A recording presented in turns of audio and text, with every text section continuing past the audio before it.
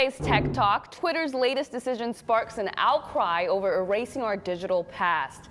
TikTok sued over allegedly misusing the data of some very young kids, and Peleton sparks controversy with an ad that goes viral, but for the wrong reasons. Join me now to break down all of this is our resident tech expert, Jessica Naziri. Welcome back. Hi, thanks for having me. Always a pleasure. So let's start with Twitter, because last week they said they were going to get rid of accounts that weren't active for 6 months or longer. And then there was this issue of they're going to be deleting people who had passed away's account. So now they're saying they're rethinking that and just slowing down and trying to find a way around it. So they are tidying up Twitter. You know, there has been so many issues in the past where there were bots, there are people spreading misinformation, and that is really the reason why they're trying to tidy up Twitter.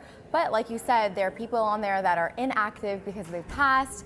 But people are concerned, well, just because they're passed doesn't mean that we want to erase their entire online memory. Right, and to your point, this is really an effort to clean up Twitter because there's a lot of fake accounts, there are a lot of accounts that have connections to suspicious foreign sources, and every quarter Wall Street essentially kind of assesses their reach and their relevance, and part of what they're looking for is these fake accounts. Exactly.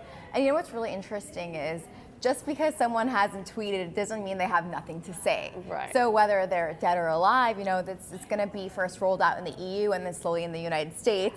But it's interesting because a lot of bots, you know, will no longer be there, and you'll see people's followers also just cutting down and the following.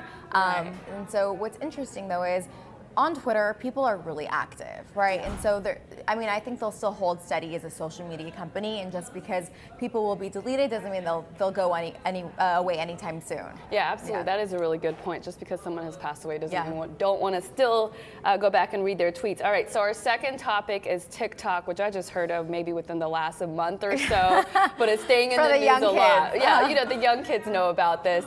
So there is a lawsuit from a Palo Alto student in Northern California that says that they're storing some user data, some of it really private data, in a server in China. So it's a class action lawsuit here in California, and the lawsuit accuses the company, the Chinese parent company ByteDance, of taking user content like draft videos, so things that are saved in your draft but not actually posted, and no consent. So they have really ambiguous privacy policies in place, but it's in your draft, and they took that information and sold that data and used that data. This is so wild. I mean, you're talking about data that you haven't even actually posted to your friends or followers, and this is a platform that young people use, so you're possibly talking about people under 18 years old. And I also read somewhere that there had data of the websites that users had visited. That has nothing to do with TikTok. They're tracking all that data around the web, like you had said. So, you know, this is still an alleged lawsuit. Who knows if it actually happened or not, but the fact that it's a class action lawsuit says something there. And also the fact that, like you said, it's only in their draft. Imagine what you put out there and what kind of, you know, data they can get from that. That is really moving the line in a really frightening way. And we should mention that our partners at CNET did reach out to TikTok, but we haven't heard back. And so moving into our last and probably fieriest topic of the day, everyone's talking about the Peleton bike brand. Can you explain to us what the controversy is? So they had an ad, and it pretty much was a holiday ad where this husband gave his wife a Peleton bike. All right, let's watch that ad really quick. Okay, you ready? Yes. Now. A Peloton? Give it up for our first time riding. All right, first ride. I'm a little nervous, but excited. Let's do this. 5 days in a row. You surprised? I am. 6 a.m. Yay. Rising with the sun. That was totally worth it. Let's go, Grace in Boston. 50 rides. She just said my name. A year ago, I didn't realize how much this would change me.